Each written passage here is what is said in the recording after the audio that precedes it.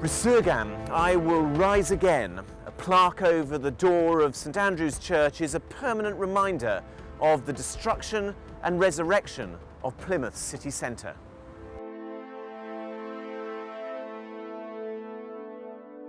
Plymouth suffered more war damage than any other provincial city, and this paved the way for a radical rethink about how a city centre should be planned. Led by the foremost town planner of the day, Professor Patrick Abercrombie, the opportunity was seized to build a new Plymouth, a shining example of the optimism of the modern age.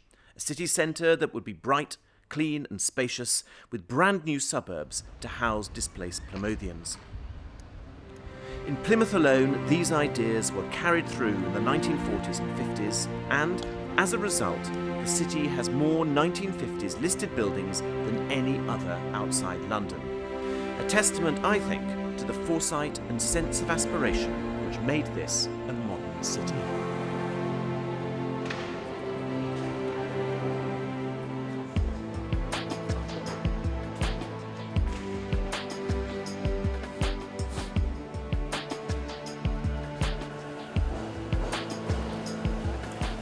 So Plymouth is a great historic city, not only in British terms, but in European terms.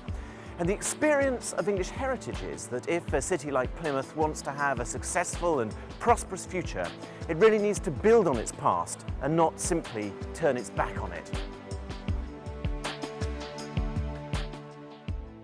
It strikes a very good balance between the big picture of the whole of post-war Britain and what's specifically happening here. In English Heritage's new book, Plymouth, Vision of a Modern City, Professor Jeremy Gould from Plymouth University celebrates the post-war buildings of the city and its suburbs. By presenting the remarkable story of post-war Plymouth, we hope our book will help inform future plans for development and regeneration.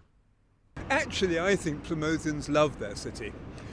They are wonderfully pragmatic people and sometimes very direct. But actually what I've noticed over the years when I've been talking about the city is that I get tremendous support from Plymouthians about preserving their city. They're incredibly proud of the achievement of the 50s and early 60s. Because it's important of its time, just as important as, say, medieval York or Georgian Bath. That is, it's a synthesis between planning and architecture, absolutely of its time.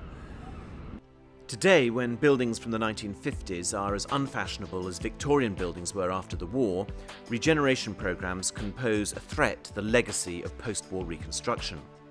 The listing of post-war buildings is often high-profile and contested, not least in Plymouth.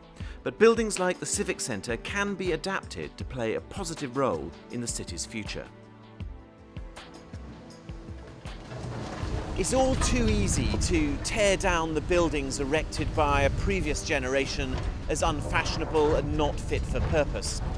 But here in Plymouth, it's important to recognise the inherent qualities of its post-war architecture, the adaptability of these buildings and their power to create a really positive living environment for the 21st century.